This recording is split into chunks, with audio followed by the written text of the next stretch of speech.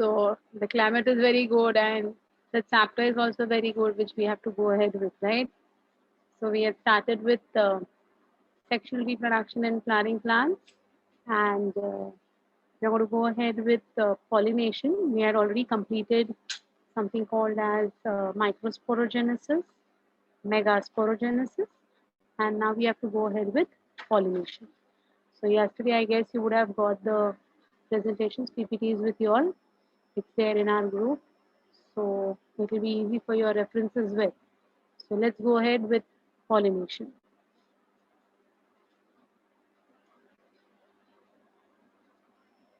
Okay.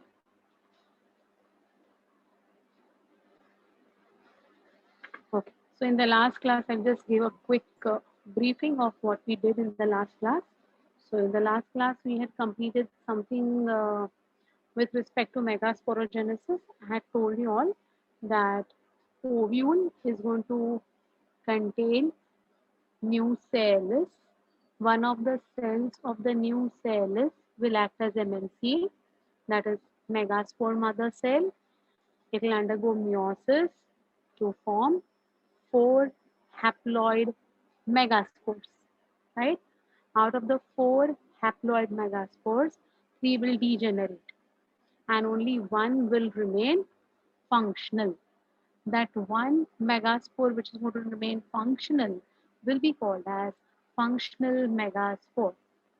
This functional megaspore will undergo 3 successive mitotic divisions, correct? To give rise to 8 nucleated conditions. Out of the 8 nuclei that are formed, 3 would move towards the chalazal end, 3 would move towards the micropylar end, and 2 would remain suspended at the center. So the 3 which are moving to the chalazal end will eventually get a cell wall, and now these cells would be called as antipodal cells. While the 3 which are coming towards the micropylar end, they also will get a cell wall. The 2 would be called as the synergids, which would develop a finger-like apparatus called as filiform apparatus, while the central one will become a large egg cell. In this way, we'll have 6 cells which are clearly demarked, and the 7th cell would be the entire megaspore, which will be having 2 nuclei called as the polar nuclei at the center. In this way, we get 7 celled, 8 nucleated embryo sac, correct? Now this embryo sac is going to have an egg apparatus. So this egg apparatus would be your 2 synergids and 1 egg cell. That will make your egg apparatus, right? So in this way, in the last class, we had seen about the megasporogenesis and female gametogenesis. So I guess you all recollect all these things. Is there any difficulty? Is there any doubt with any part which I have again explained today? Okay. I just wanted you all to have a recap of whatever we had done in the last class. So hopefully now the things are much better, and they'll be further better when we talk about the double fertilization, or when I talk about the fertilization part. Okay. So for that fertilization to occur, there should be something called as pollination, right? So unless and until the transfer of gametes do not take place, तब तक कुछ नहीं होगा. There is no possibility of fertilization at all, right? So it is very important, it is mandatory for the transfer of pollen to the stigma. So how it is done, how it is going to be ensured, that particular process will be called as pollination. Okay, so let us start with pollination. The process of transfer of pollen grain from an anther to the stigma of the same flower or of a different flower is going to be called as pollination. It is generally of 2 types. Pollination, genetically they are saying, is of 2 types, that is transfer of genes.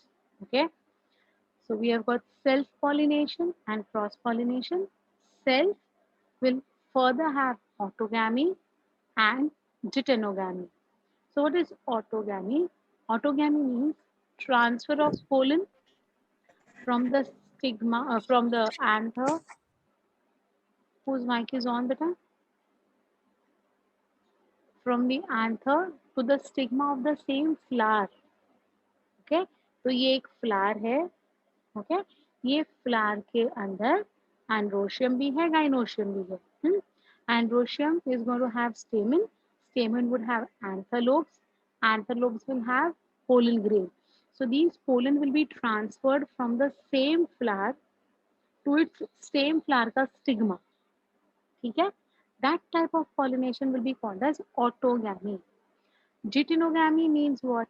Deuterogamy means transfer of pollen from one flower to another flower, but both these flowers have to be present on the same plant. ठीक है, उसको हम कहते हैं geitonogamy or deuterogamy. So they are saying, see, different flower of the same plant. The plant should be the same. Okay, got it? On the other hand, we have got something called as cross pollination.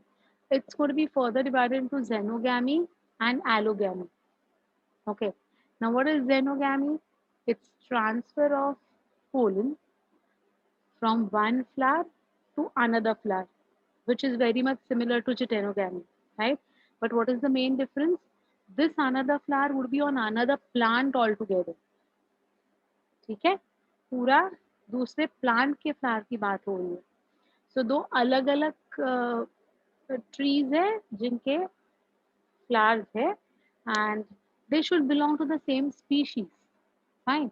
So mango अगर चाहिए ना, तो it should be Mangifera indica only. Okay, that is xenogamy.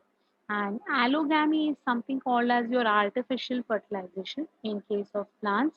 That is, you get hybrids, right? So generally, allogamy will be what? Transfer of anther, transfer of pollen to the stigma of another flower of another plant of another species. So hybrids मिलते हैं हमें ऐसे case में. That is going to be called as allogamy. Fine. Now for cross pollination to occur, because see, it's like one plant to another plant altogether, right? So for this particular thing to achieve, you require agents. Okay, and these agents would be called as pollinators. Okay, they are pollinating agents. So we have got two types of pollinating agents, biotic and abiotic. As the name says, abiotic means wind, water, right? Non-living. So in abiotic, we have got wind and water. Wind pollinated flowers would be called as anemophilous flowers, and the process will be called as anemophily. Water pollinated flowers will be called as hydrophilous flowers, and the process will be called as hydrophily. ठीक है? Biotic agents तो बहुत सारे हैं. Insect pollinated is entomophily. Bird pollinated is ornithophily. Bats also help in pollination. That is going to be called as chirapterophily. Some people pronounce it as chirapterophily. It's like whatever you want to. I generally believe in using the word chirapterophily. Okay. Snails also help in pollination. See, now the rains have already started. We guess this is the monsoons in Mumbai. We guess this. We really don't know. नहीं तो अभी 2 दिन बारिश गिरेगा, वापस अपना वाला summer vacation आ जाएगा. कुछ भरोसा नहीं है.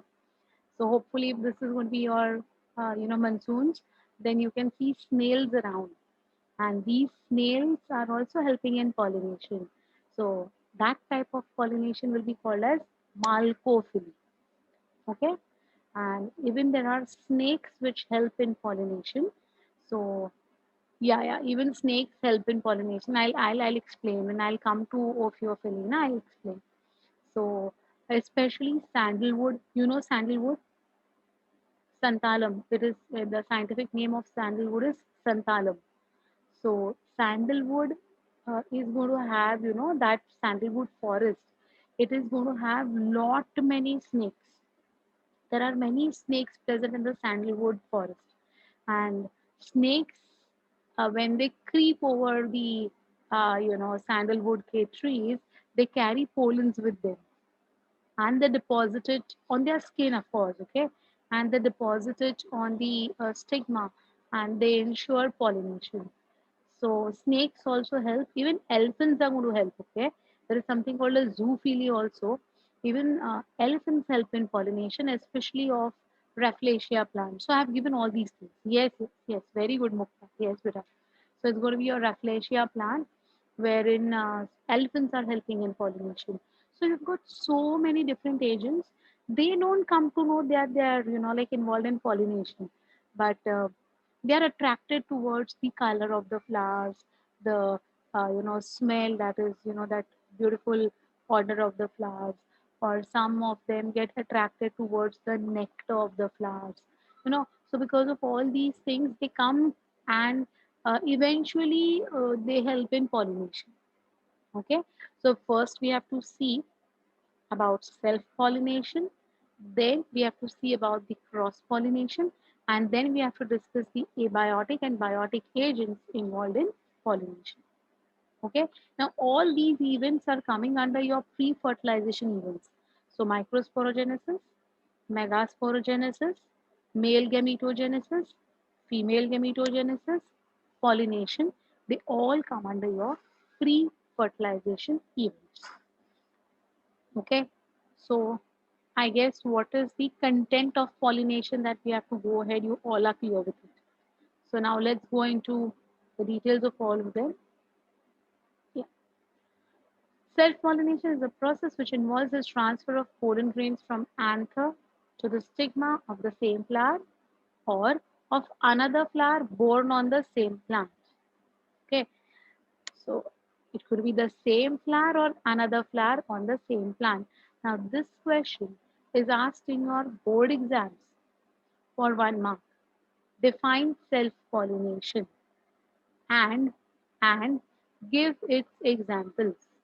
Okay, so you should know that it's not only the same flower, but it is also the same plant. Fine. So based on this, they are of two types, right? So it's of two types, that is autogamy and geitonogamy.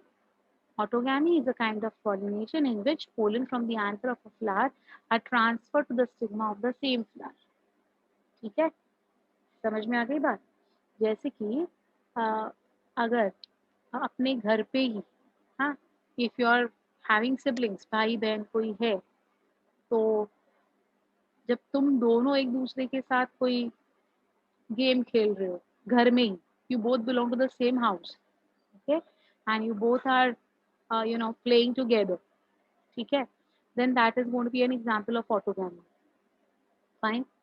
अगर आपने किसी neighbour को आपके घर पे बुलाया कि भाई come and let's play together today, okay, तो अगर आपका नेबर आपकी ही बिल्डिंग में रहता है, आपके ही सेम सोसाइटी में रहता है, आपके ही विंग में रहता है, what ever floor it is, okay, so the building is not changed. Okay, so you two friends belong to the same building and now you are playing together. Okay, that is geitonogamy. Fine. Xenogamy में क्या होगा बेटा? आपके सामने वाला building, आपके बाजू वाला बिल्डिंग, आपके एरिया में जो कोई है, या फिर इवन आउट ऑफ एरिया भी अगर कोई है ना, तो उसको आपने बुला लिया. जैसे कि स्कूल फ्रेंड्स होते हैं, school friends do not reside in the same building always ना. So you might be having your school friend who is staying in some other area. So you have called your school friend to come and spend a day in your house, and you are like going to have a good time together. So that would be your xenogamy. Fine, got it. And actually speaking, if you talk about allogamy, then it's going to be out of, you know, you're not going to play with uh, an human being, maybe a pet. Okay, so that's going to be something called as your allogamy. So don't get confused between autogamy and geitonogamy. Autogamy means in the same house, geitonogamy means in the same building with another neighbor. Okay, got it. So this is how you have to correlate the things. So example of autogamy is going to be C, P. You know what is P? Okay. Geitonogamy, It is a kind of pollination in which pollen from the anther of one flower are transferred to the stigma of another flower, which is born on the same plant. तो आपका एक अलग flat है आपके society में, आपके friend का एक अलग फ्लैट है अपने सोसाइटी में, राइट? तो दो अलग अलग flat in the same building, right? That is your geitonogamy. It usually occurs in plants which show monoecious condition, that is, the plants which are unisexual. So generally, male and female plants flowers will be born on two different, uh, you know, uh, same plant but two differently. So you may have a male flower over here and a female flower over here. Okay. So generally, this type of geitonogamy is shown in unisexual or monoecious type of plants. Correct. Geitonogamy involves two flowers, but both these flowers belong to the same plant, and therefore, functionally, it is cross pollination, but genetically, it is self pollination. What do you mean by this sentence? Functionally, it is cross pollination. अब ये flower से ये flower तक anther को पहुंचना है, तो it requires some agent ना, it requires some agent. Correct. So technically it is going to be what, functionally it is going to be cross pollination. कोई agent आके ये pollen grains को इधर deposit करेगा. So logically it is what, cross pollination, but they belong to the same plant, so their genetic makeup will be the same, right? Got it? So their genetic makeup remains the same, therefore it is self pollination. So this question comes for 2 marks in your board exams. They say justify geitonogamy is functionally a cross pollination but genetically a self pollination. So you understood how you are going to justify this. This is a part of your 12th standard syllabus. This is a part of your 12th board examinations, and they do ask such type of questions to which you should know the answers. So have you all followed how you will answer this question, how you will justify this? Okay. Yeah. Anyone having any difficulty in this particular slide which is there in front of you right now? है किसी को doubt? देखो बेटा, or can I go ahead? Can I?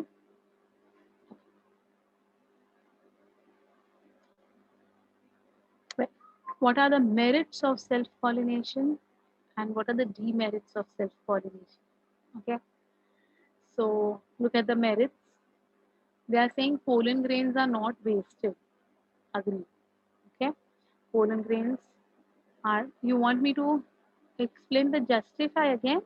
It's very simple, beta. Because the pollen have to be transferred from one flower to another flower of the same plant, it requires some agents, pollinating agents. Thus, it is going to be functionally cross pollination. But since both the flowers are born on the same plant, genetically it's going to have the same makeup and thus it's going to be self pollination. Okay, got it? Yeah. Yeah, beta. See, now you're also in the diagram, they are showing this. This is going to be your autogamy. The anther are going to be, this, given on the same stigma of the same flower. Okay, so this is autogamy. While look over here, the anther are moving to another flower, but it's on the same plant. Can you see this? This is geitonogamy. Okay, yeah. So what are the merits? Pollen grains are not wasted. Whatever pollen grains are going to be made, they are going to be transferred to the stigma there and then. So less wastage of pollen grain. The purity of generation is maintained. Yes. So you have started with the principles of inheritance is what I came to know. Is it? You started with inheritance now. Okay. Can anyone tell me what are pure lines? What are pure lines?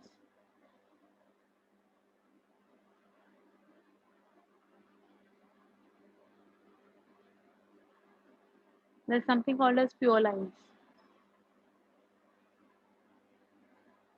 The trait is dominant. Not necessary. Always it has to be dominant. What is the true breeding? That is what I'm asking. What do you mean by pure lines or true breeding?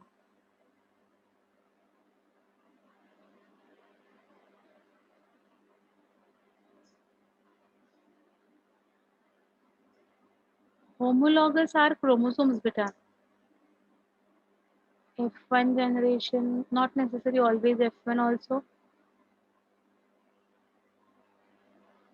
Same phenotype. Phenotype could be because of non-pure parents also. Yeah, that's what I'm asking. What do you mean by that word pure? True breeding, pure lines. What do you mean by that word pure? Anything can be passed from one generation to another. Ha. Okay. Okay. Homozygous. Okay. See, what do you mean by this word pure, you know? What do you mean by this word pure? Pure का मतलब होता है there is going to be same type of alleles present. Okay. So maybe it is going to be homozygous dominant or it could be homozygous recessive. It need not be always dominant. Okay. It could be recessive as well. Fine. So it could be homozygous dominant, it could be homozygous recessive. नहीं family का कुछ नहीं है बेटा यहाँ पर. So that particular condition of homozygous dominant or maybe homozygous recessive has to be maintained throughout all the generations. Okay, F1, F2, F3, F4 doesn't matter. Okay, it could be any filial. That doesn't matter. But it has to be always be, you know, like in a homozygous condition, maybe dominant, maybe recessive. Okay. Now, if every time it has to be dominant or every time it has to be recessive, what is one thing that we come to know? The genetic makeup should not change. So if there is going to be, you know, uh, transfer of pollen, okay, from some another plant onto this plant, then what would happen? The genes of that A plant and the genes of this B plant are going to be different. So they'll be having different alleles. So there is a high chance that there would be heterozygous condition. Okay. So we, you know, like some plants, we don't want heterozygous condition because we want to maintain that same taste, same quality of that particular breed. Okay, so that is the reason we sometimes require continuity of that particular alleles throughout all the generations. Got it? So that is what is going to be called as your pure lines. Fine. So here, in case of self-pollination, pure lines are going to be maintained or purity of generation is going to be maintained. Okay.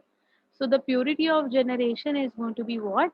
The homozygous condition, let it be dominant, let it be recessive. It is going to be maintained. Okay. Yes, self-pollination is the only way by which pure lines can be assured to be maintained. Okay. Okay. Yeah. So these are the two merits that are associated with self-pollination. What are the two demerits? See, new and healthier varieties are not formed. Okay. It results in weaker progeny, producing weaker seeds and weaker plants. So, because there is no combinations of new genes, there is something called as, you know, depreciation of the genes that take place after every generation after generation. So, due to which what happens? The depreciation will cause weaker progeny. You know, if there is some kind of genetic defect, then that genetic defect will be carried on and on and on for several generations. You cannot, you know, overcome it. Why you cannot overcome it? For example, for example, you have studied about Mendel's seven characters, right? All the seven characters, you know what he had taken for his experiment, right? Now, in that, you remember something called as dominant character, which is the color of the flower which is dominant in P. Payasam sativum ka dominant flower color कौन सा है बेटा? Violet or purple, correct. And recessive is going to be which one? Recessive is going to be which one? White. Now suppose white is a result of, say, small v. Yes, whatever. We denote it in small, na? Not in capitals, na? So small v अगर हम लेते हैं white color के लिए, so what would happen if it is small v getting self pollinated? All the generations will have small v only.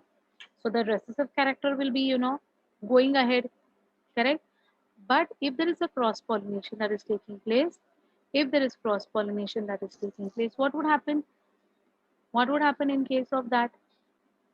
There's a chance of dominant V, okay, getting incorporated during fertilization, ensuring the next progeny to be capital V, small v, causing purple flower or violet flowers, whatever.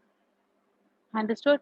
So in this way, cross pollination will always help to overcome the recessive traits if they are going to have any problem. तो flower colour का तो ठीक है, इतना कोई फर्क नहीं पड़ेगा, लेकिन आपने देखा होगा ना something called as inflated and constricted pods, है ना? तो इन्फ्लेटेड एंड कंस्ट्रिक्टेड पॉड्स आप कौन सा लेने के लिए जाओगे मार्केट में? पायसम सटारमम अगर आपके मम्मी ने बोला कि get 1 kg of green peas, what would you get? Constructed वाला आप लेके आओगे कि इन्फ्लेटेड वाला लेके आओगे? Who is dominant? Inflated is dominant और constructed is dominant? Exactly. Okay. So in this case, the recessive characteristic is not going to have any commercial value, and therefore, in this case, cross pollination होना important है. Got it? So this is the way. This is the way. Your self pollination is going to be having a demerit. No, we don't need agents for self pollination. बेटा उधर के उधर उसी flower में हो रहा है ना, so there is no need. There is no need. Fine. Understood? Okay. So any doubts in this with merits and demerits of self pollination?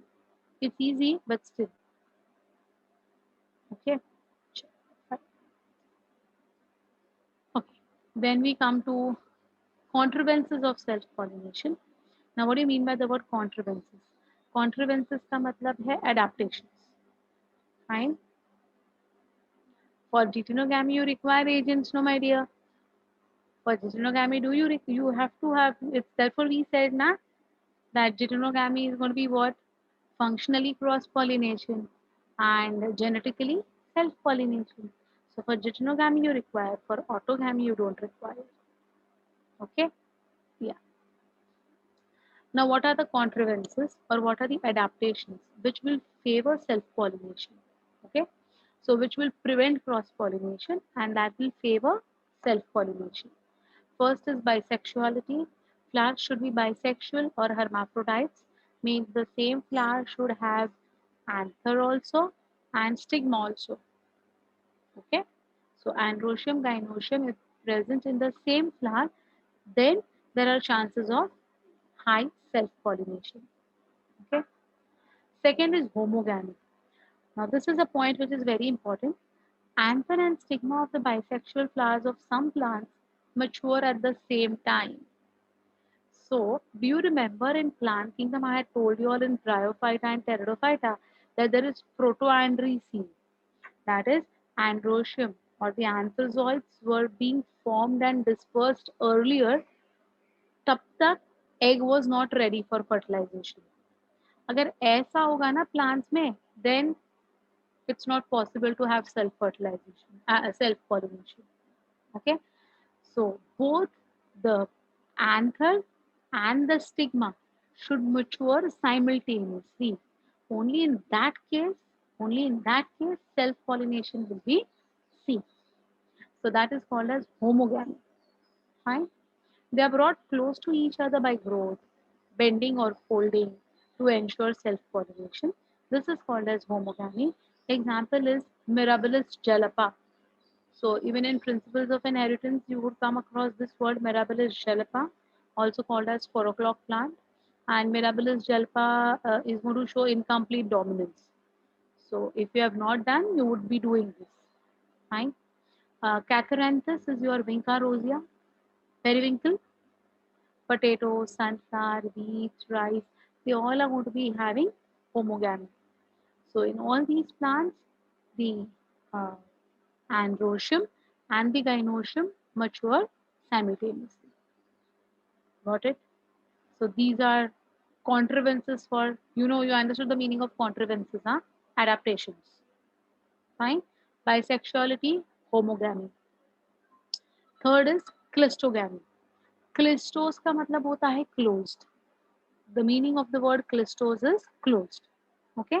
So in this case, the flowers never open as opposed to majority of the flowers which show chasmogamy. Chasmo means opening. Clisto means closed. Okay. So there are some plants जिसके flowers है ना bloom होने के बावजूद open नहीं होते हैं. They bloom, they mature, but they don't open up. Such type of flowers are going to be called as clistogamous flowers. And the normal flowers that we see are going to be called as your chasmogamous flowers. Okay? In clistogamous flowers, the pollen are shed within the closed flowers so that pollination, self-pollination is obligatory. It's compulsory. ये flower open ही नहीं होगा, so there is no chance of another pollens coming and getting deposited on the stigma ना. Chance ही नहीं है. Stigma expose ही नहीं हो पा रहा है, तो ये ऐसे बंद है, इधर के इधर पोलन ग्रेन शेड होते हैं स्टिग्मा के ऊपर. So these flowers are ought to undergo only and only autogamy. Got it? Fine.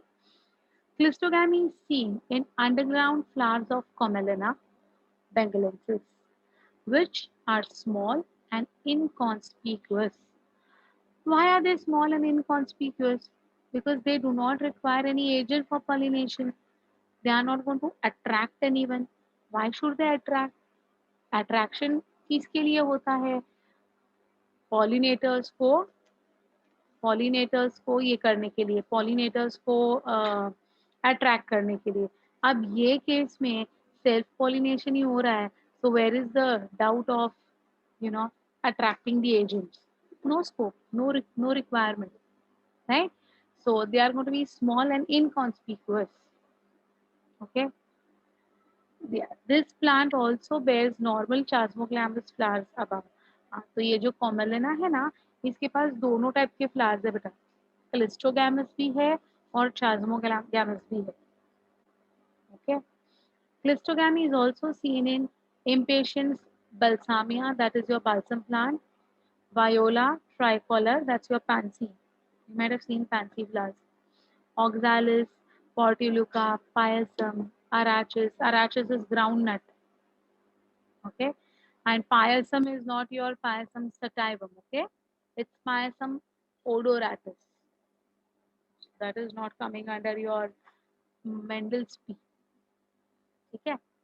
What's your doubt? Self pollination is higher than cross pollination. Chances are more. Chances are more because there is less wastage and it's an ensured way of pollination. Right? Correct. You're right, beta.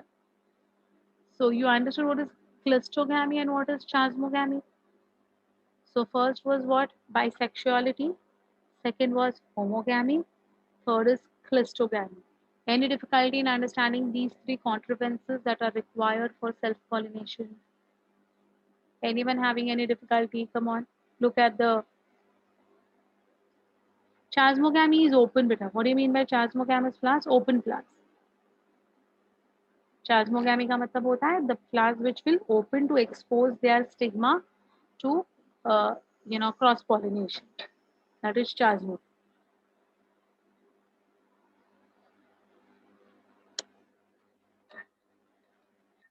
Done. I'll go ahead. Good.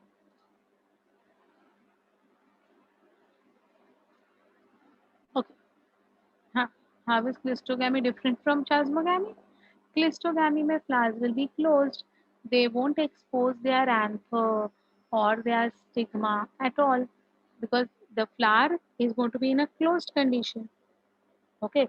Chasmogamy में the flowers are going to open up. The normal flowers that you see is going to be your chasmogamous flowers who would expose their anther, who would expose their stigma, okay, for pollination. So clistogamous flowers are closed flowers. Chasmogamous are open flowers. Clistogamous will not allow the exposure of its anther and stigma for cross-pollination. Chasmogamous flowers will open to expose their anther and stigma to the world for cross-pollination. Okay, got it? Commelina, you can get it anyway. You have seen Commelina, but you don't know that they are going to have clistogamous. You always see only the chasmogamous flowers. Groundnut also. Groundnut also has got clistogamous flowers which are going to be underground. Okay. Well, so then we come to cross pollination. Cross pollination involves the transfer of pollen grains from the flower of one plant to the stigma of another plant. Okay. It is also called as xenogamy.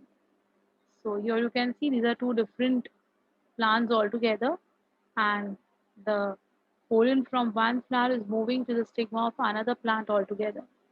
Okay. What are the merits of its seed? Seeds are more and they are viable. Progenies are healthier. Adaptability is better. New varieties can be produced. Right? What are the demerits? The process is not definite because plants depend on agencies. If the agencies are not available at a particular time, then how the pollination would take place? And if the pollination would not take place, that particular species may become extinct. Okay, so that is one major demerit. Large amount of pollen grains are wasted. In the event of carrying the pollen from one flower to another flower somewhere, okay, the pollen grains are wasted on a larger scale. So we have got merits also and we have got demerits also for both. Self-pollination also has got its own merits and demerits, and cross-pollination has also got its own merits and demerits. Agreed? Okay, so these things are simple. Similarly, as we have seen the contrivances for self-pollination, we have to see for cross-pollination as well. Okay, yeah. They can do self-pollination if cross-pollination does not work. Agreed, but not all flowers are going to be bisexual. Not all flowers are going to be dioecious, okay, monoecious. So there are constraints. So to ensure self-pollination, what are the adaptations is what we have to now look into. Okay.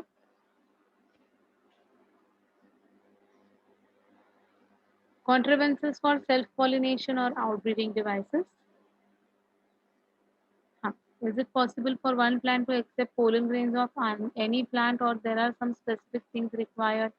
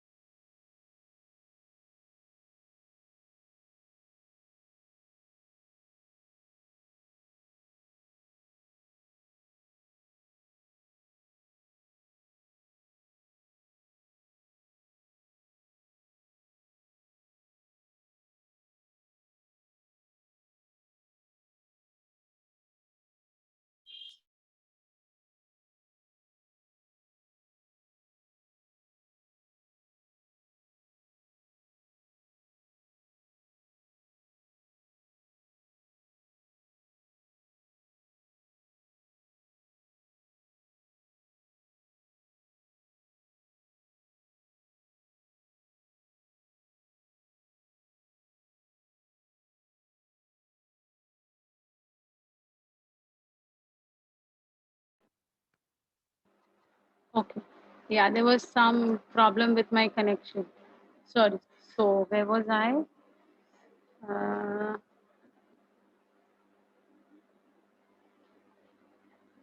yeah, there was some major issue in the area, I guess.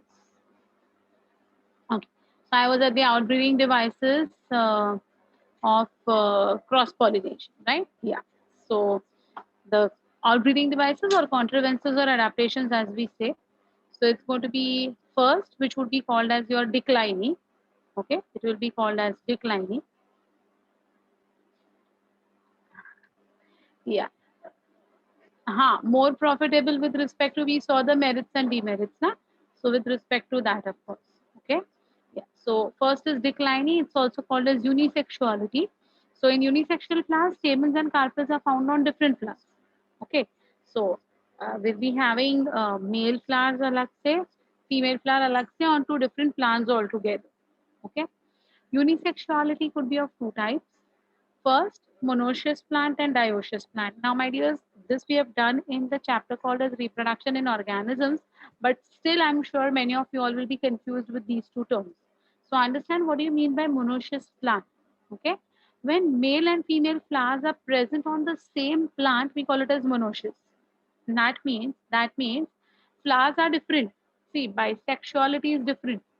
Bisexual means एक ही flower में एक ही flower में male and female organs are present that is bisexual okay and unisexual या monoecious means what बेटा one flower having male another flower having female but both two flowers these are two different flowers okay these two flowers are born on the same plant then we call it as monoecious ठीक है dioecious is very simple that is when male and female flowers are born on different plants altogether then it will be called as dioecious condition monoecious condition examples are going to be maize cucurbits castor and dioecious example is going to be your carica papaya that's going to be your papaya cannabis and date palm so you will have to remember these examples because these examples are given in your textbooks and they do ask you in your NEET also and in your boards also ठीक है बेटा तो ये दोनों आपको याद रखने हैं monoecious plants and dioecious plants के example so bisexual flower is your pea flower ठीक है pea Payasam sativum is bisexual monoecious is going to be maize cannabis castor sorry maize cucurbit castor that will be your monoecious and dioecious will be your papaya cannabis and date palm fine so don't mix these three things together okay so bisexual means male and female in the same flower monoecious means male flower alag female flower alag same plant and dioecious means one plant having only male flowers another plant having only female flowers okay got it yeah so that is about your monoecious, dioecious conditions. Now, dichogamy. Now, what do you mean by dichogamy? Dichogamy का मतलब होता है that it's exactly opposite to homogamy. Homogamy was the male and the female reproductive worlds should mature at the same time, right? Dichogamy means they mature at different times. So it's going to be protoandry and protogyny. So see, in bisexual flowers. So no, these are bisexual flowers. So bisexual flowers means what, my dears? The androecium and gynoecium would be present in the same flower, correct? But in spite of that, they are going to show cross pollination. Why they will show cross pollination? Because there is going to be something called as protoandry and protogyny. That means, though being bisexual, they are not going to show self pollination. Okay, so why see? So in bisexual flowers, when the two sexes mature at different intervals and thus avoid self pollination, it is called as dichogamy. Okay. When stamens mature earlier than the stigma, it is known as protoandry. And when the flowers will be called as protoandrous, example coriander, jasmine, sunflower, lady's finger, okay? They all are going to be a protoandry. Even your Michelia is champa, okay? They all will be showing protoandry. And when stigma matures earlier than the stamen, it is going to be called as protogyny, and the flowers are called as protogynous. Example, rose, tobacco, crucifers, etc. Okay. So dichogamy means maturity of androecium and maturity of gynoecium is going to be at different time intervals. So though they are bisexual, they cannot undergo self-pollination. Okay, right? Heterostyly. This is one more adaptation. So the plants of some species in which flowers are dimorphic, thus they facilitate cross-pollination. Dimorphic means they show different type of morphological structures. So some of them possesses a long style but very short stamen. They are called as pinnaed, while others have very short style and they have got long stamen. These are known as thrummide. Okay, so pinnaed and thrummide are two conditions where self-pollination is avoided. Got it? So look at this. This is what is thrummide and this is pinnaed flower. So what happens in pinnaed? We were first talking about the pinnaed. Style is very long. So you can see the style is really very long. And they have got short stamen. So, like, look at this. Here is the carpel. And here would be उसके नीचे रहेंगे उसके pollen grains. तो कैसे जाएंगे pollen grains इधर? How they will go? Is it possible? Is it possible?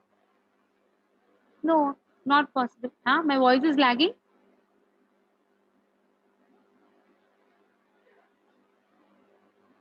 Is my voice lagging? No, na? Yeah, because I got the message that my voice is lagging too much. Okay, but I'll just check your connection because others are saying no. Okay. So what is happening? See, this is going to be your stigma and the anther will be at this side. So all the, pollen will be shed over here. How can they reach the stigma? Not possible. That's the case in case of pinnaid. Okay. What is happening in thrummide? See, what is happening in thrummide? They have got short style and very long stigma. So the style is very short. So here will be your stigma, okay, and they have got long stamen. So what will happen because of that?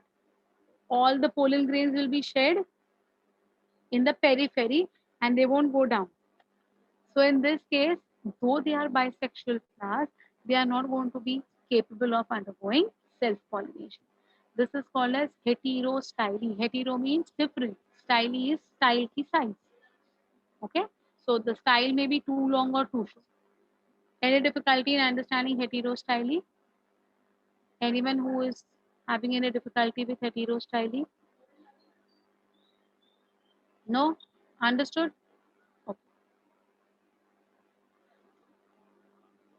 The fourth contrivance is going to be called as hercogamy. Hercogamy का मतलब होता है barrier. Herco का मतलब क्या है? Having some sort of barrier in between. So see, in some bisexual flowers, where the stigma and anther mature at the same time, self-pollination is avoided by some sort of a barrier. Now, anther is also maturing at the same time when the gynoecium is maturing. So in this case, there is an assured self-pollination to take place, right? But still, the self-pollination can be avoided because of the formation of some sort of a barrier in between. Okay, so anther and stigma के बीच में अगर कोई barrier आ जाता है तो pollen grains deposit कैसे हो पाएंगे उस स्टिग्मा के ऊपर, है ना? So the flowers show the following contrivances. The male and the female sex organs lie at some distance from each other. Okay, they may not be compatible to, have the pollen grain shed on the stigma. They will be at some other positions, locations. In some flowers, corolla has a peculiar form which acts as a barrier in self-pollination. Example is Aristolochia. Okay. In some other flowers, the pollens are held together to form pollinia, which can only be carried away by insects. So I had told you about the word pollinia in the last previous class. So do you remember pollinia was the entire all four pollen sacs along with the pollen grains joined together to form a huge structure called as pollinia. And pollinia can only be, carried with the help of insects or birds. Okay, they cannot move on their own. They are heavy. Okay, so that is called as the pollinia, which is clearly seen in orchids and calotropis. So harpogamy का मतलब होता है barrier. Okay, got it? Yeah. See. So this is a type of a barrier which is what we see. And so this is the stigma, but the pollen cannot, like reach there. There's going to be a barrier. Okay? Yeah. The fourth one is going to be called as the self-sterility or self-incompatibility as we call it. When pollen grains of an anther do not germinate on the stigma of the same flower, then such flower is called as self-sterile or incompatible. And this condition of flower is called as self-sterility, intraspecific incompatibility, or it's also called as self-incompatibility. So it is a genetic rejection, I would say. The genes are not going to allow this pollination to occur. So in these flowers, cross pollination is the only method of fertilization and production of seeds. This is a genetic mechanism. It's of two types, GSI and SSI. GSI stands for gametophytic self-incompatibility and SSI stands for sporophytic self-incompatibility. इसका मतलब simple है, ये एक flower है जो bisexual है, उसके anther में पोलन ग्रेन्स है, पोलन ग्रेन्स उसके स्टिग्मा पे गिर भी जाते हैं. Okay okay, but there is genetic mechanism है ये which will not allow the same genes containing pollens to germinate on the stigma. तो ये जेनेटिक कंट्रोल है. Okay, got it? एंड ये दो टाइप का जेनेटिक कंट्रोल है, एक है GSI, एक है SSI. What is GSI, what is SSI? I will tell you right now. Okay, see this.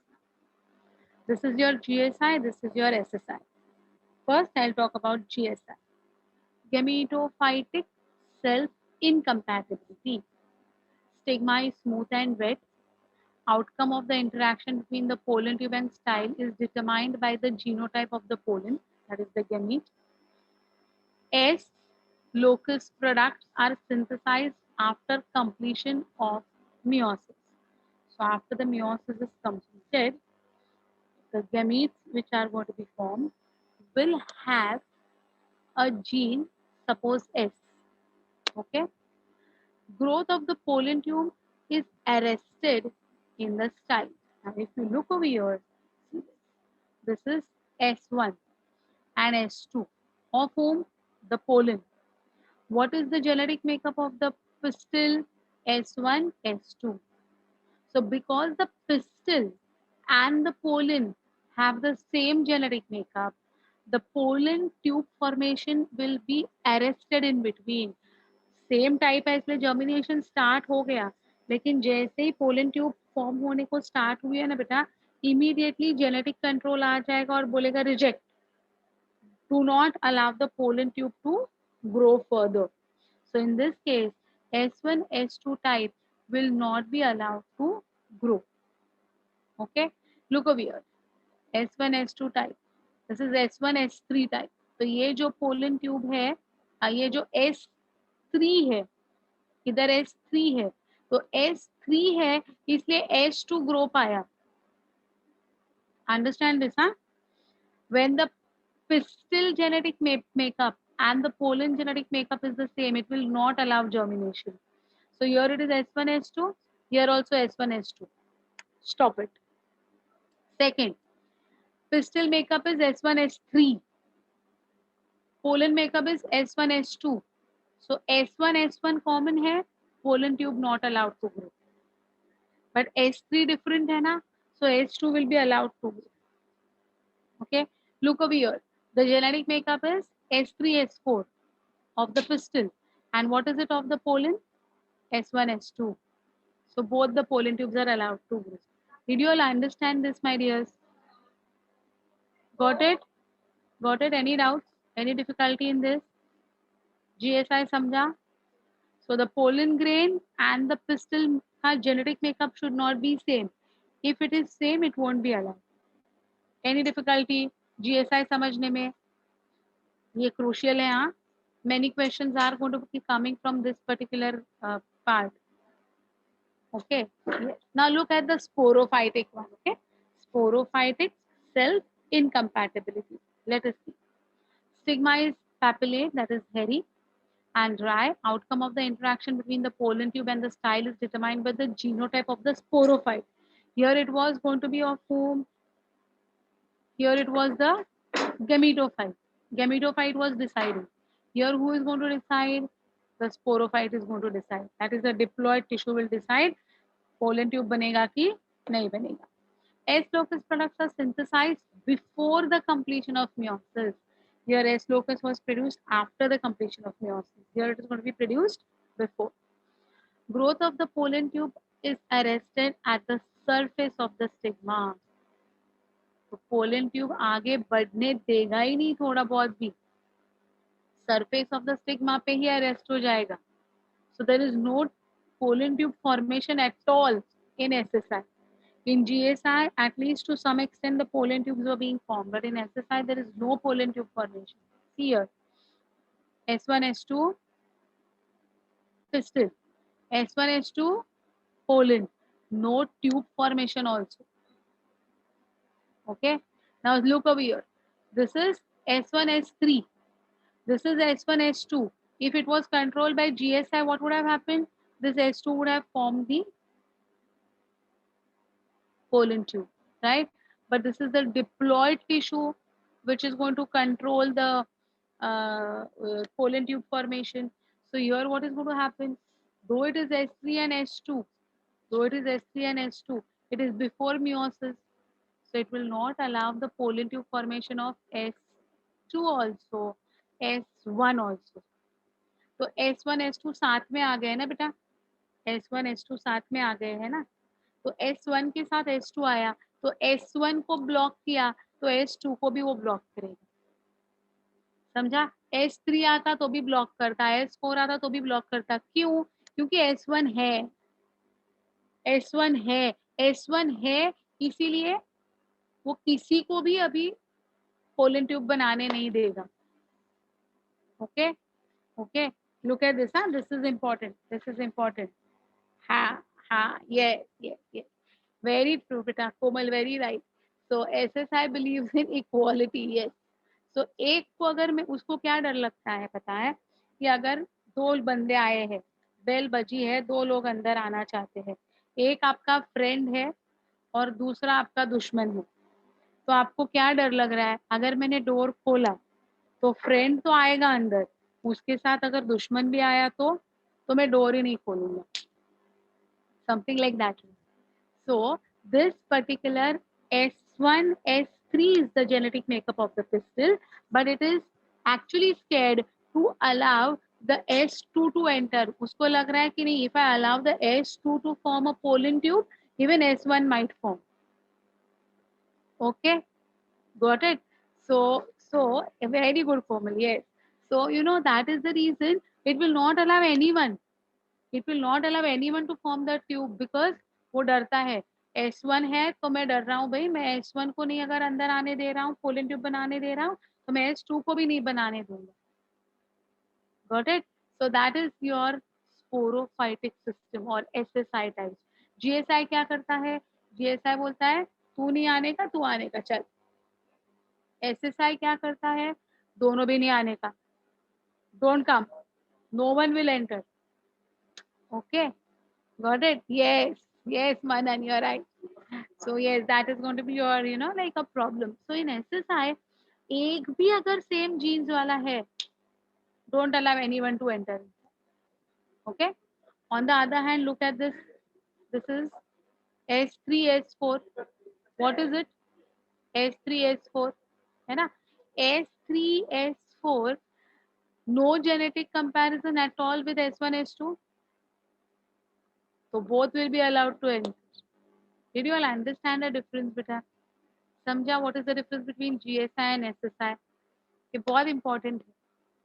GSI क्या करता है? जो अपने टाइप का है उसको आने नहीं देता है, दूसरे को अंदर आने देता है. SSI क्या करता है? दोनों भी नहीं आने का, या फिर मेरे जैसा कोई नहीं है तो दोनों अंदर आने का. Got it ना? This is very important. Okay. Yes. Yes. Yes. Correct. Anyone having difficulty? Please, please, please, please, please tell me. Anyone having any difficulty in understanding GSI, SSI? Yeah, this is important. No one? All of you understood? Oh wow, that's great. Nice. I'll move ahead.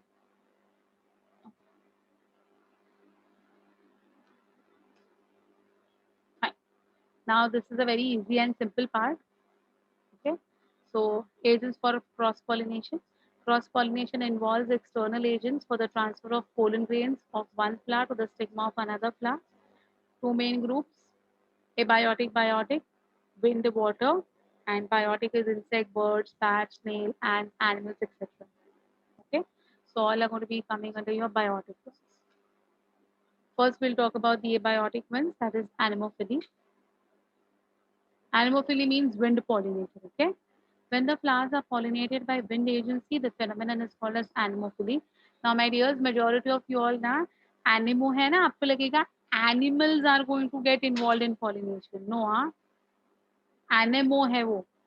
Anemo का मतलब होता है wind. Okay, wind is most common abiotic agent. Wind pollinated flowers produce very large amount of pollen grains, of course, to compensate the wastage. Pollen grains of such plants are small. Of course, they have to be carried by wind, na? So they are small, light in weight, dry, and they are going to have a smooth surface. Okay.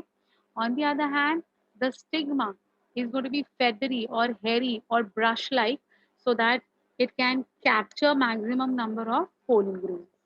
Brush के जैसा होता है उसका stigma का appearance. तो वो है ना, जितने भी पोलन ग्रेन्स विंड लेके जा रहे हैं ना, उसको ट्रैप कर सकती है. Okay, so this is going to have feathery stigma. So here you can see the example of wind pollinated one. See, the filament is long. They are going to have versatile anther. This is called as versatile anther. Okay, stigma is feathery and ideally adapted to catch hold of the pollen grains. Anther is loaded with pollen. There are many pollens present. It dangles loosely from the filament, thus exposing the pollen for being carried by the wind current. Okay. Yeah. So these are very simple, of course. Wind pollinated flowers often have a single ovule in each ovary, and numerous flowers are packed into an inflorescence. We have already done inflorescence, and you already know what's a single ovule and multi-chambered ovary, you know all these things. Anemophilous flowers are small, inconspicuous, with long and versatile stamen. Versatile means attached only at one point, and the stamen can freely dangle with the wind force. So that's called as a versatile stage. Example, majority of monocots: sugarcane, maize, bamboo, pinus, papaya, grasses, taipa, date palm, coconut, mulberry, chenopodium, etc. This type of pollination is mainly observed in Gramineae family. Gramineae family is your rice and wheat family, right? So that is about your Anopheles. I guess this is simple. I mean, इसमें ना समझने वाला कुछ ज़्यादा है नहीं. हाँ, examples याद रखने हैं.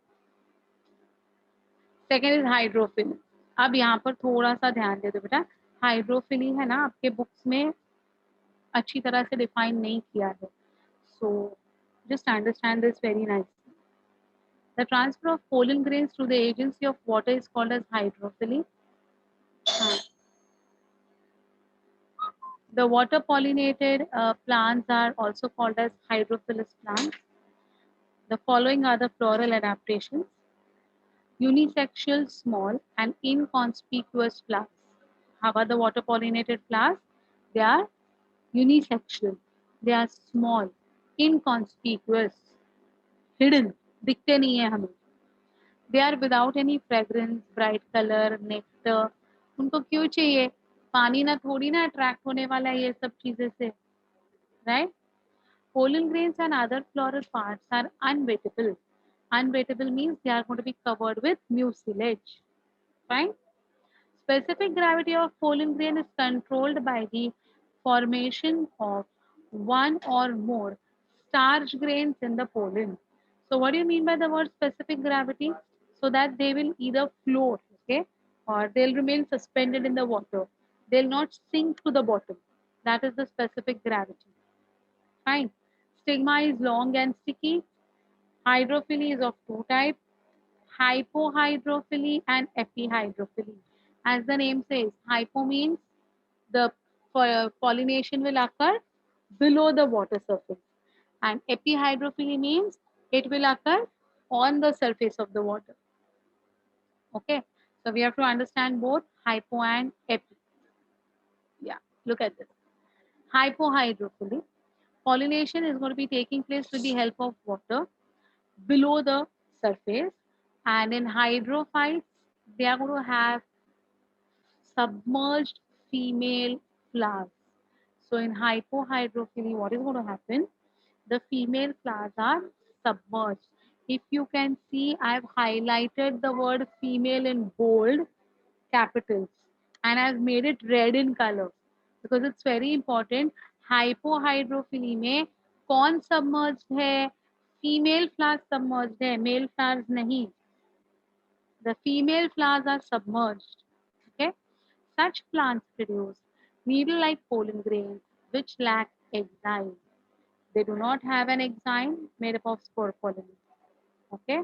So such plants produce needle-like pollen grains. These pollen bear same specific gravity as that of the water. Therefore, they float below the water and they do not sink to the bottom. Okay. Such floating pollen grains, when come in contact with the stigma, they coil around it and germinate on the stigma. You can see these pollen. See, they are so long, needle-like pollen grains. See, what they will do, these pollen grains will float under the water surface. Okay, and when they come across the stigma of these female flowers which are submerged, they will coil around that particular female flower and they will ensure pollination. समझ में आ गई बात? Right? On subsequent germination, the male gametes reach to the ovules and bring about fertilization. Example is Zostera and Ceratophyllum. Do not forget these examples. Zostera and Ceratophyllum, ये जो दो words है, ये बहुत important है. दोनों examples बहुत बार आया है. ठीक है? तो hydrophily के key points. I'm explaining it again. Please pay attention. Female flowers are submerged under the water. Pollen grains are needle-like, floating under the water. When these needle-like pollen grains come in contact with the female stigma, they coil around the stigma and bring about pollination.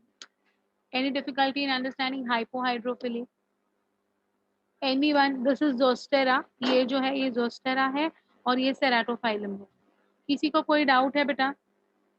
Is there any doubt in hypohydrophily? Because epihydrophily इसके उल्टा कुछ होने वाला है.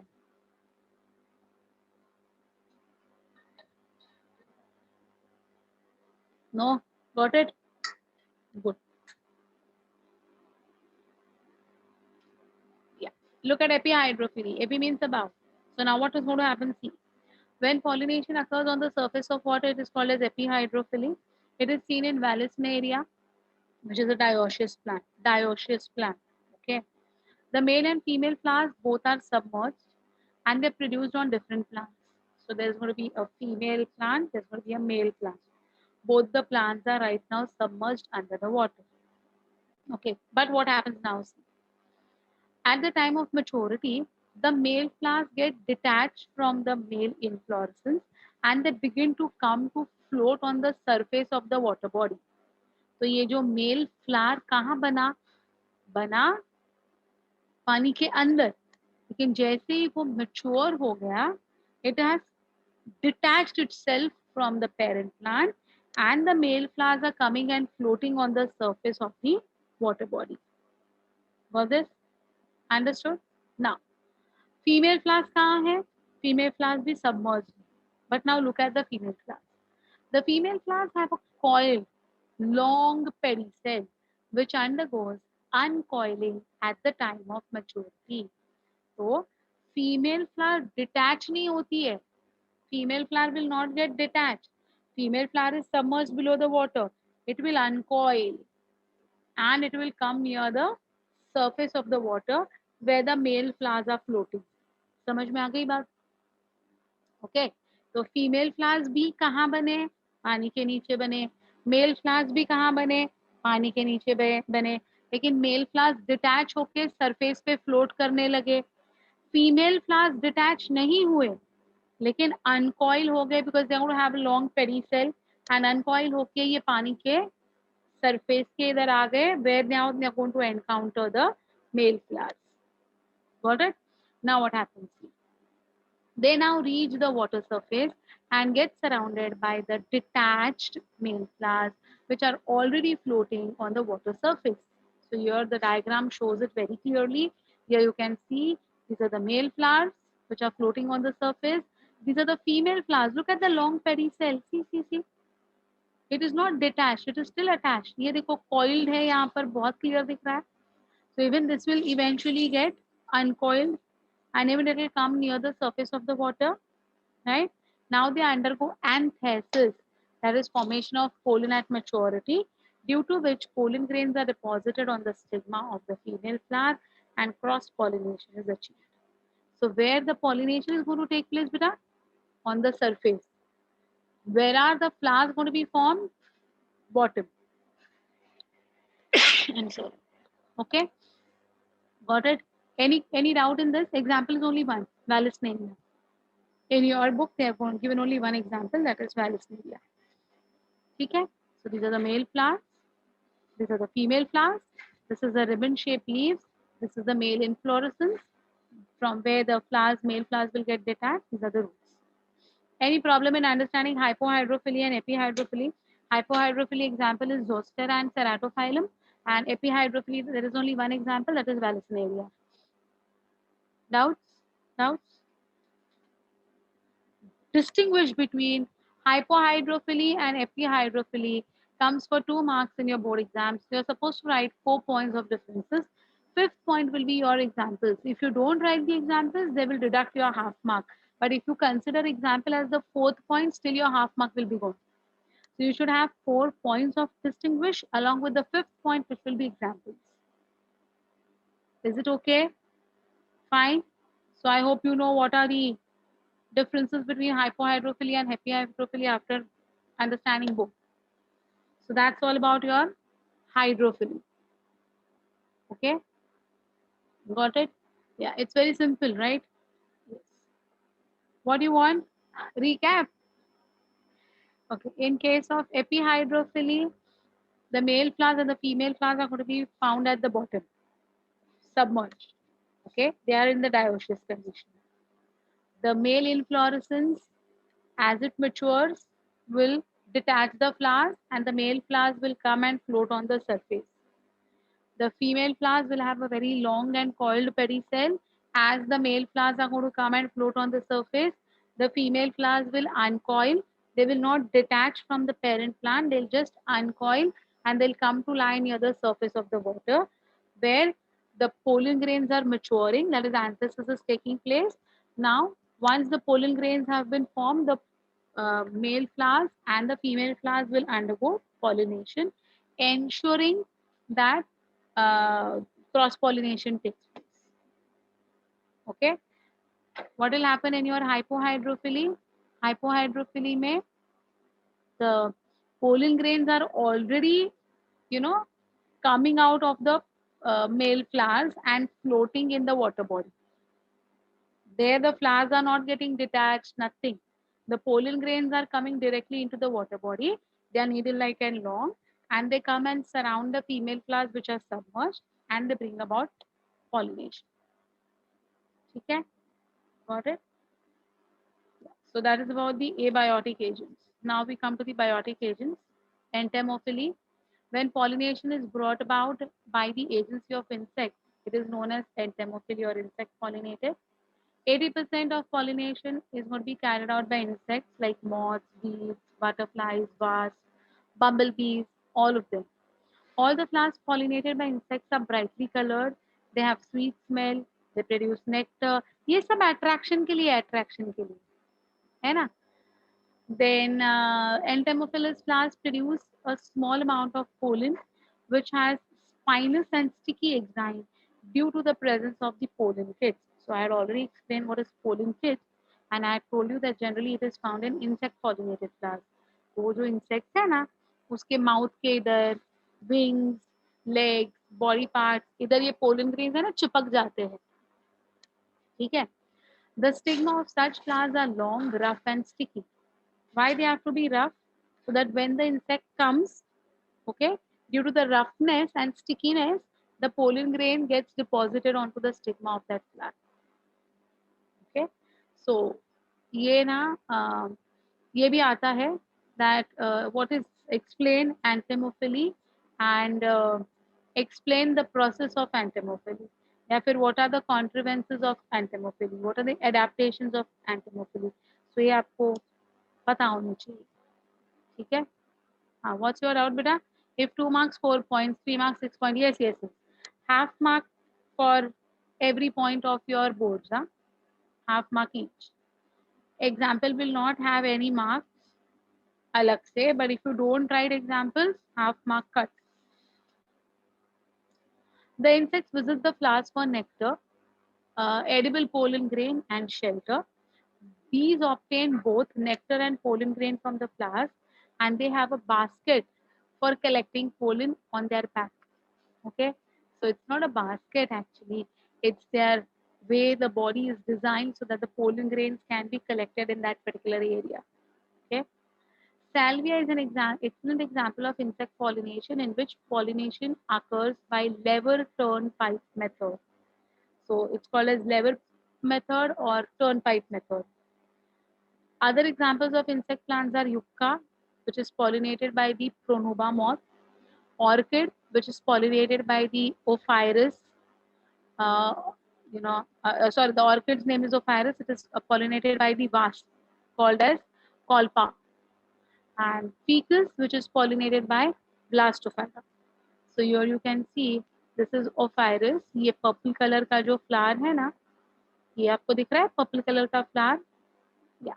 So that is going to be your Ophrys. और ये देखो ये जो brown color का with the red one you can see Colpa. Okay, so this is pollination taking place. Look over here. These are your fig and bees. ये fig है और ये bee है. Okay, so blastophaga. तो ये pollinations इस तरीके से हो रहे हैं। सैल्विया भूलना मत, सैल्विया का लेवर मेथड है जो यहाँ पर मैं एक्सप्लेन कर रही हूँ। लुक एट द सैल्विया का लेवर method. Here is the anther, here is the pistil. Okay, when the insect will go inside, the anther will come in contact with the body part of the insect, right? Look over here, the stigma, this is the stigma. ये देखो यहाँ पर है ना stigma, ये वाला, ये भी दूसरे फ्लावर की तरफ, अभी ये स्टिग्मा अकेला रह गया, ये जो है ये इधर निकल गया है, कहाँ निकल गया, onto the body of the insect, right? Insect के body के ऊपर चला गया. Now what will happen when the pollen gets when the insect gets inside, the pollen will get transferred to the stigma.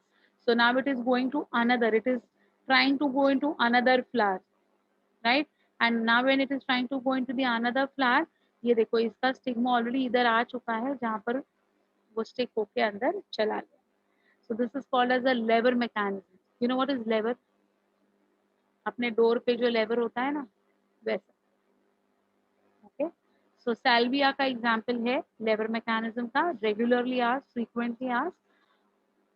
And Salvinia, please again हाथ जोड़ के request कर रही हूँ, जब मैंने तुम्हें पढ़ाया था Salvinia, that time I told you that Salvinia and Salvia में हमेशा गड़बड़ होती है.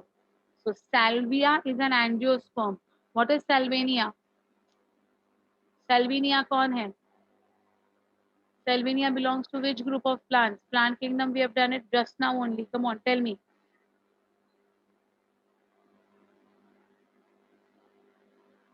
Very good, very good. Yes, yes, yes, they are saying you are right. Are, Salvia is angiosperm. Salvinia is a pteridophyte.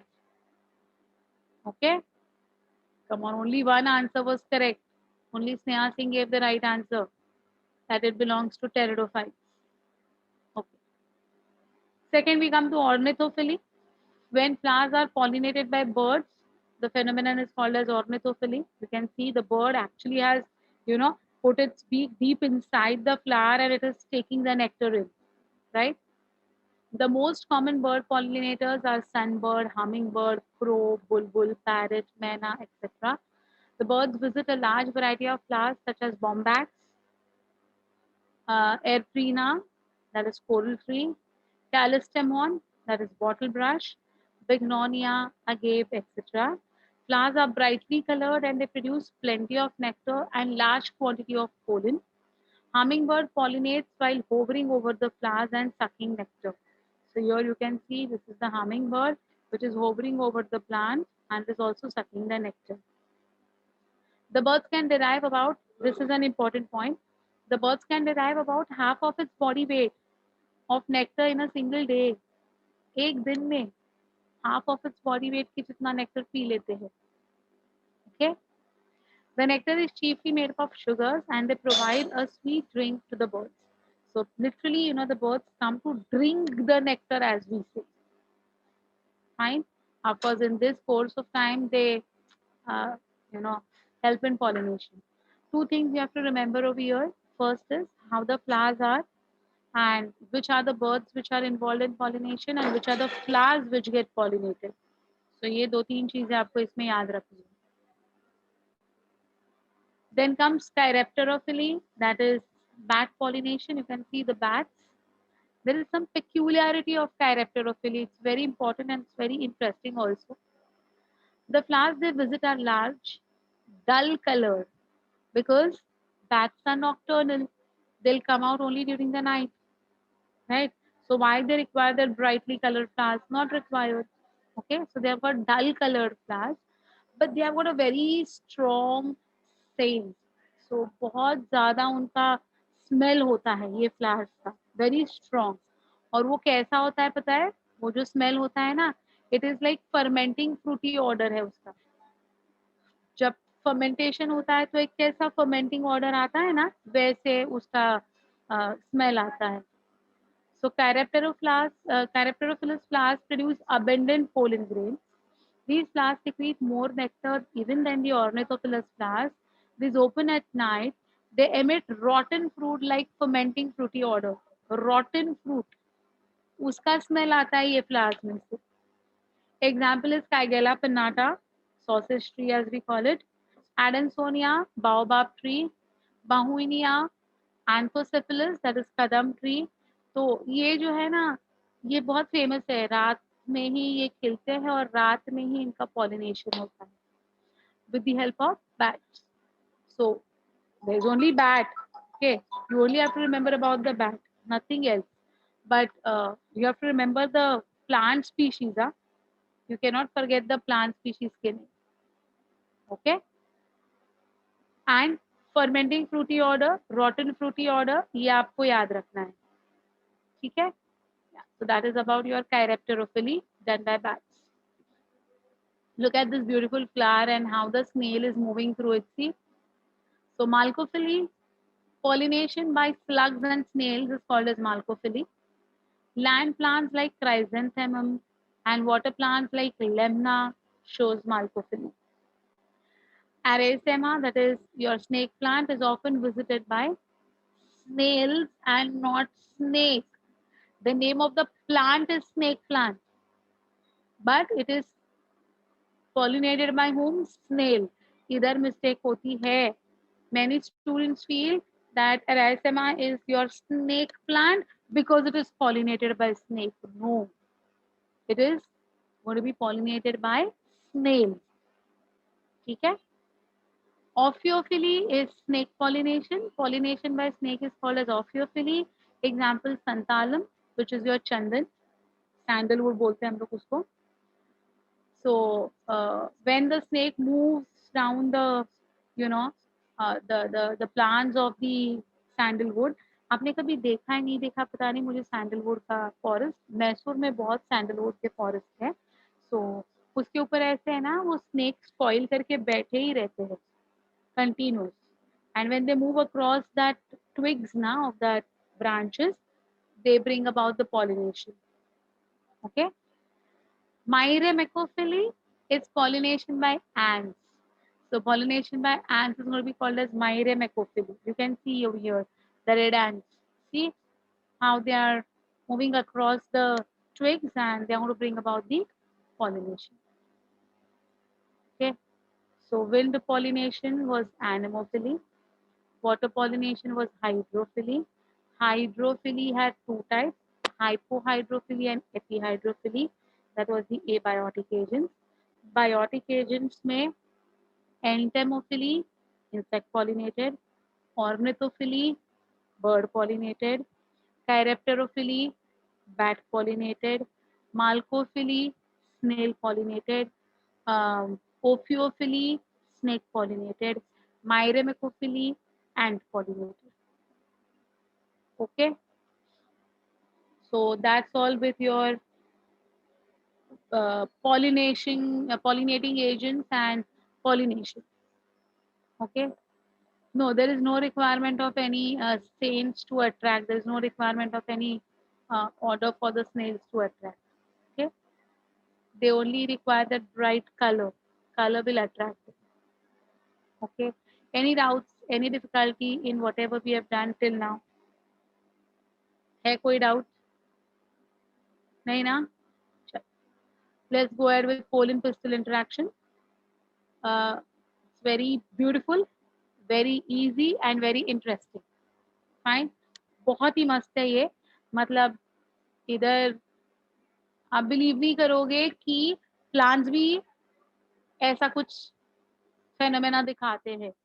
Human behavioural pattern जिसको हम कहते हैं, ऐसा कुछ प्लांट्स में भी होता है. ये देखिए, very interesting. Pollination does not guarantee the transfer of right type of pollen. So maybe the pollen is of say mango, okay, and the stigma would be of imli, tamarind, right? So maybe the insect first visited the mango plant, so it carried the mango pollen, and then it visited the tamarind plant, so the tamarind का stigma के ऊपर pollen किसके आ गए? Mango के pollen आ गए, what is the use of it then? So pollination is not always going to ensure guarantee. Wind है, wind is blowing, wind is carrying the wheat के pollen grains and stigma बीच में आ गया किसका, rice का, तो rice के stigma ने, फेरी stigma ने व्हीट के पोलन को ट्रैप कर लिया, क्या फायदा है फिर, what is the use of it now, correct? So in this case it is not going to ensure right type, it's not going to ensure right type of uh, you know deposition. Okay, often pollen of wrong type, either from other species or from the same species, but due to self incompatibility may get deposited on the stigma. The pistil has the ability to recognize the pollen. देखो ना, ये जो pistil है ना, ये pistil के हाथ में है कि ये पोलन को एक्सेप्ट करूं या रिजेक्ट करूं.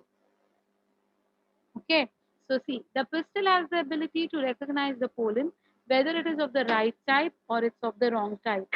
So is it compatible or is it incompatible will be decided by whom? The pistil, that is the carpel.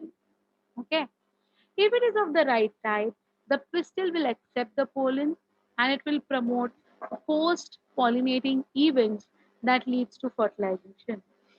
If the pollen is of the wrong type, the pistil will reject the pollen by preventing the pollen germination on the stigma or the pollen tube growth in the style. Rejected. नहीं नहीं, ये मेरे type का है नहीं, reject है या नहीं, बराबर. आप लोग में भी होती है ना फ्रेंडशिप, ये मेरे टाइप का फ्रेंड है नहीं, ये मेरे टाइप की फ्रेंड है नहीं. आपकी भी टाइप स्टडी बहुत होती है ना. दैट फ्रेंड ना is not my type, I will not accept that friendship, है ना. हाँ, तो इधर भी ऐसा ही है, ये टाइप स्टडी है. मेरे टाइप वाला है तो ही एक्सेप्ट करूंगा, नहीं तो नहीं एक्सेप्ट करूंगा. करेक्ट, जिसको हम कहते हैं हमारे वेवलेंथ्स मैच होते हैं, that is what we say in our language, right. We are friends because हमारे वेवलेंथ्स मैच होते हैं. Correct, yeah, so here also there is something like this way only. Now, the ability of the pistil to recognize the pollen followed by its acceptance or rejection is the result of a continuous dialogue between pollen grain and the pistil. अब देखो dialogue पर भी यहाँ पर चल रही है, ये जो डायलॉग बाजी हो रही है ना बेटा, ये हम लोगों के जैसी डायलॉग बाजी नहीं है. We generally speak, verbally. How will they speak? They speak chemically. So there is a continuous chemical dialogue that is set between the pollen and the pistil, which will allow the pistil to choose if that pollen is of my type or not. कितना मस्त है देखो. कभी सोचा होगा कि ये सब चीजें प्लांट्स में भी होती है. अगर आपको किसी के साथ फ्रेंडशिप करनी है तो आप क्या करोगे? Firstly what you will do, firstly you will try to talk to each other. If you feel that yes, हमारी wavelengths match हो रही है, then the friendship will go ahead. Otherwise, reject. Correct? Same thing happens over here. There's a chemical dialogue that is going on between pollen and pistil. And if that pollen is going to be of the right type, only then the post events of fertilization would take place. Okay? Such a beautiful mechanism. See, the dialogue is mediated by chemical components of the pollen interacting with those of the pistil. Following compatible pollination, the pollen grain germinates on the stigma to produce the pollen tube through one of the germ pores. So you know the pollen tube was made up of exine and intine. Exine was not entire, it was having gaps in between, which we call them as germ pores, and intine was entire. So if the pollen tube has to form, it has to come out from one of the germ pores, correct? The contents of the pollen grain move into the pollen tube. What are the contents of the pollen grain? Vegetative cell nucleus and the two male gametes along with the cytoplasm. Everything will enter into the pollen tube. correct? This pollen tube will further grow into the style through the tissue of the style, and it will reach the ovary, correct? So the pollen tube is growing, growing, growing, growing, and finally it is going to reach the ovary via the style, right? Now what happens?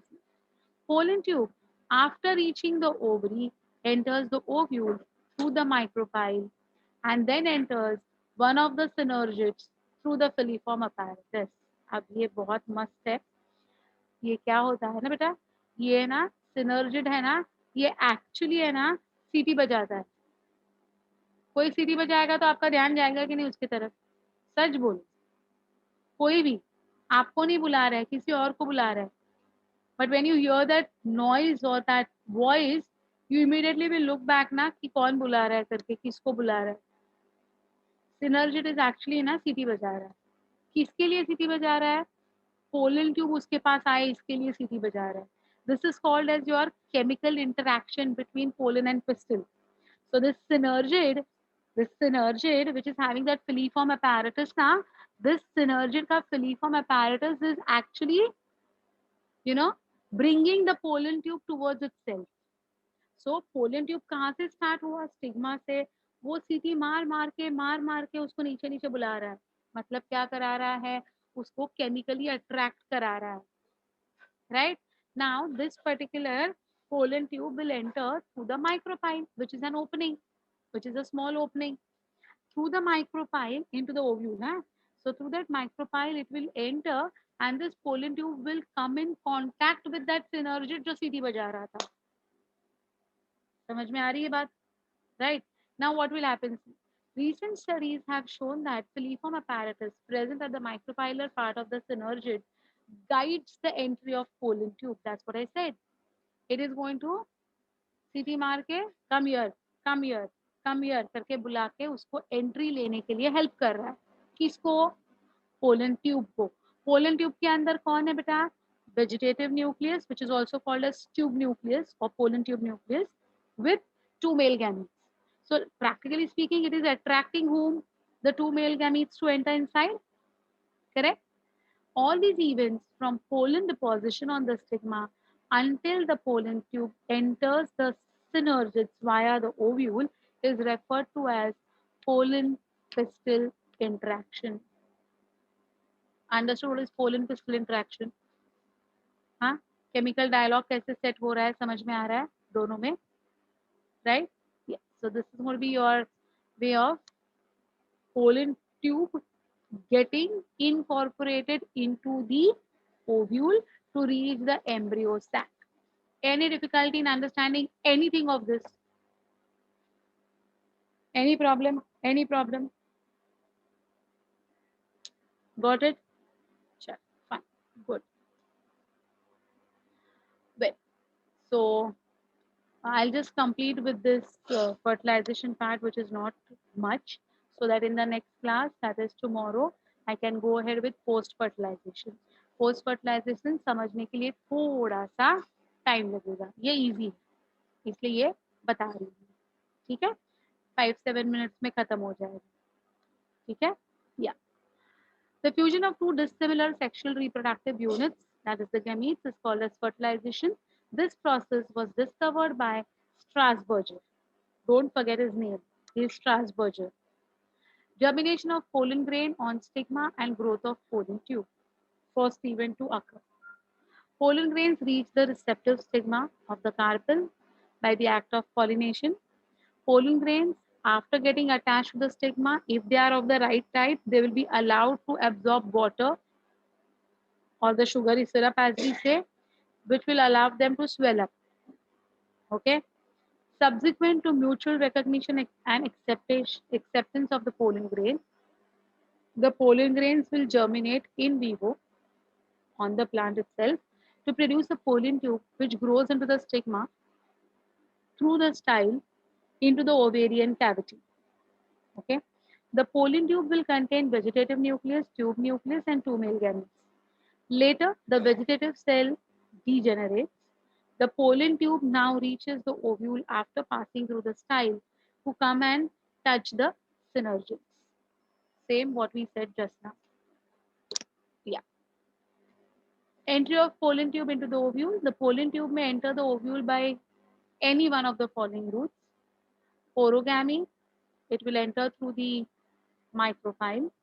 Chalazogamy, it will enter through the chalaza. Mesogamy, it will enter through the integuments. So look over here, porogamy. When the pollen tube enters the ovule through micropyle, it is called as porogamy. So here you can see porogamy. This is your micropylar end. This is your chalazal end. And the pollen tube is entering through this micropylar end. Okay, this is porogamy. Chalazogamy. This is the chalaza. The pollen tube is entering through the chalaza, but finally moving towards the synergid zone. So the entry of the pollen tube into the ovule from the chalazal region is known as chalazogamy. Okay, and mesogamy, here you can very well see in mesogamy, the pollen tube is entering via the integuments. This is your outer integument, this is your inner integument. It is moving through the integuments to reach the synergids. Okay, so there are three types of entries which have been found in some plants. First is porogamy, chalazogamy, mesogamy. Easy आता है ये. पोरोगैमी याद रहेगा micropyle. चलो चलाजोगैमी तो नाम में ही है थ्रू द चलाजा. आप गड़बड़ करोगे मीजोगैमी में. Meso means middle. So through the middle route via cutting the your integuments. Huh? Don't make a blunder.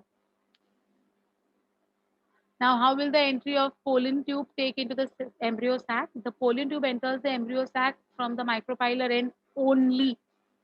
Let it come to the chalaza, let it come to the integuments. Finally, it is going to enter the micropyle. The pollen tube either passes between the synergids and the egg cell or enters into one of the synergids through the filiform apparatus. The synergids direct the growth of the pollen tube by secreting some chemical substances which are called as chemoattractants or chemotropic secretions. The tip of the pollen tube enters one of the synergids. अब ये pollen tube है, ये synergid है, ये synergid को touch करेगा. जैसे ही वो synergid को touch करता है ना बेटा, वैसे ही pollen tube burst हो जाता है. So the like the pollen tube on coming in contact with the synergid will burst, causing the tip of the pollen tube to get destructed and also the synergid to which it has attached to get destructed. तो दोनों का धूम हो जाता है, दोनों का blast हो जाता है. कौन किसका ब्लास्ट हुआ? पोलन ट्यूब का टिप ब्लास्ट हो गया along with the synergid to which it has attached. दोनों blast. Okay, got it. Now what will happen? Pollen tube का tip burst हो चुका है. So whatever content is there in the pollen tube will now be propelled inside the embryo sac. Everything will be thrown into the embryo sac. So what is there into that pollen tube now? The cytoplasm along with the two male gametes. तो जैसे ही tip open किया, tip burst हुआ pollen tube का, vegetative cell का डूम हो गया, synergid का डूम हो गया, and what entered inside? The two male gametes along with the cytoplasm entered into the embryo sac. Got it? Understood? So see, the penetrated synergid starts degenerating. After penetration, the tip of the pollen tube enlarges and ruptures, releasing its contents. So वो rupture हो गया, उसका डूम हो गया मैंने बोला. Ruptures releasing most of its contents, including the two male gametes, the vegetative nucleus, into the synergid. ठीक है? Now see, this is the way. ये synergid है, ये अंदर आ गया, इधर blast होने वाला है. You can see over here. ये जो है, this is going to be your synergids. Okay? This is going to be the egg. ये synergid है. ये देखो. The male gametes are entering inside. Correct? And now if you can see over here, the two male gametes along with the vegetative tube nucleus are entered inside. Okay? And here you can see discharge of the male gametes into the synergids and the movements of the sperms, one into the egg and one into the central cell. I'll talk about it. Now, this ensures two male gametes to enter inside. दो male gamete अंदर आ चुके हैं. अब ये दोनों का क्या होता है देखो. The nuclei of both the male gametes are released into the embryo sac. One male gamete fuses with the egg to form the diploid zygote. This process is called as syngamy or first fertilization or generative fertilization. Syngamy was discovered by Strasburger. So the fertilization, the fusion of male and female gametes is going to be called as your syngamy. The diploid zygote will eventually develop into the embryo. We know this. The other male gamete fuses with the two polar nuclei to form a triploid endosperm primary nucleus. Now understand this. जैसे ही ना बेटा ये pollen tube अंदर आ गई और जैसे ही pollen tube blast हो गया, सिनर्जिड ब्लास्ट हो गया, इस धमाके की वजह से, इतना बड़ा धमाका है, तो इस धमाके की वजह से ना वो जो दो छोटे पोलर न्यूक्लियाई थे ना, two haploid polar nuclei at the center, वो डर गए, डर के मारे they came together. Because of this particular blast, these two polar nuclei came together, they fused together to form a diploid nucleus. N plus N makes 2N, na? So this formed a diploid nucleus.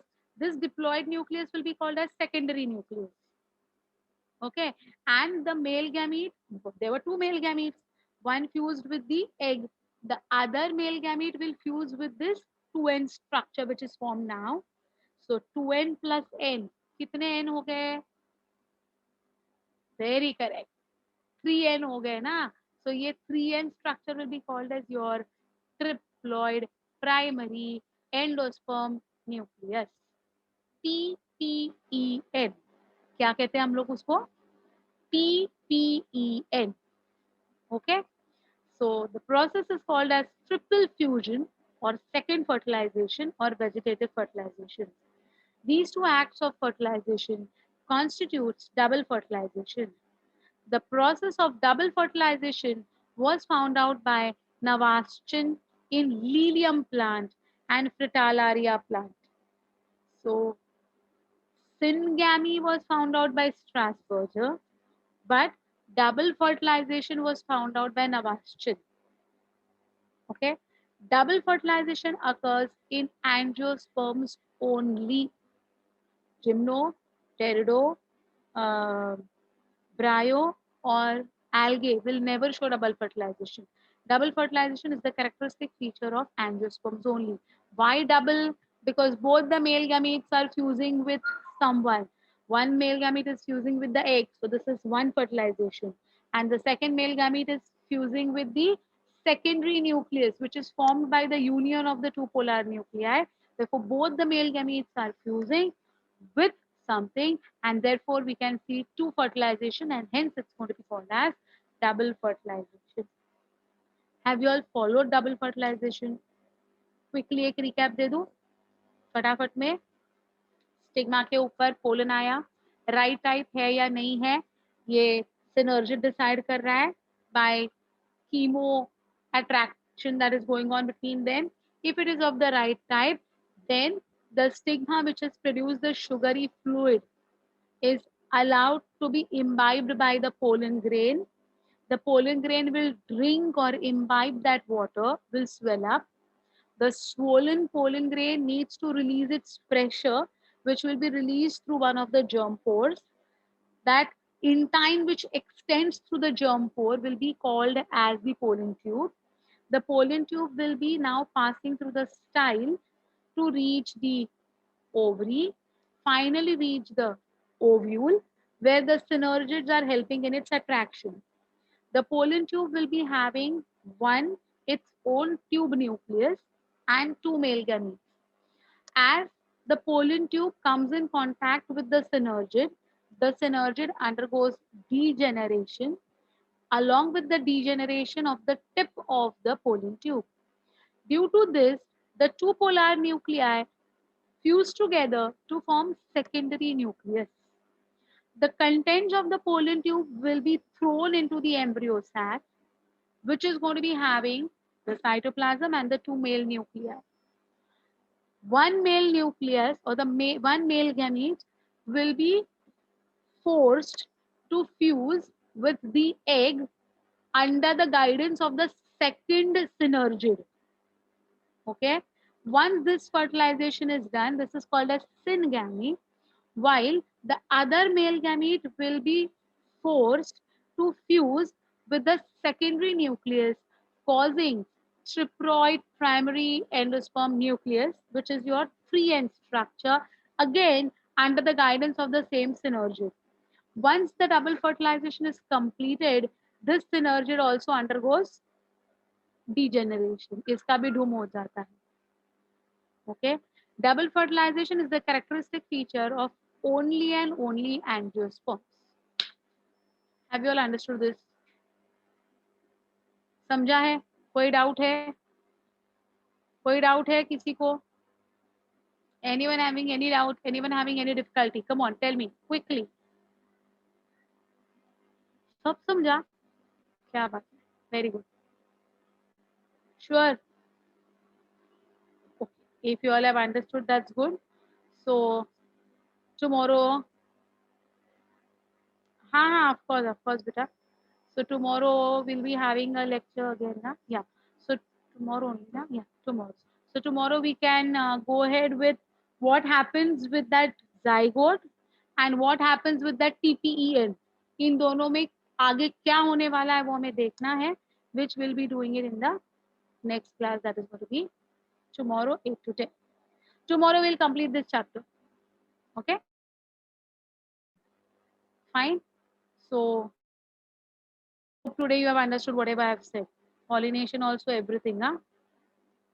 Yes. Sure. Bye, beta. See you all. Yes. Bye. Bye. Yes, beta. Bye. Bye. Take care. Be at home. Be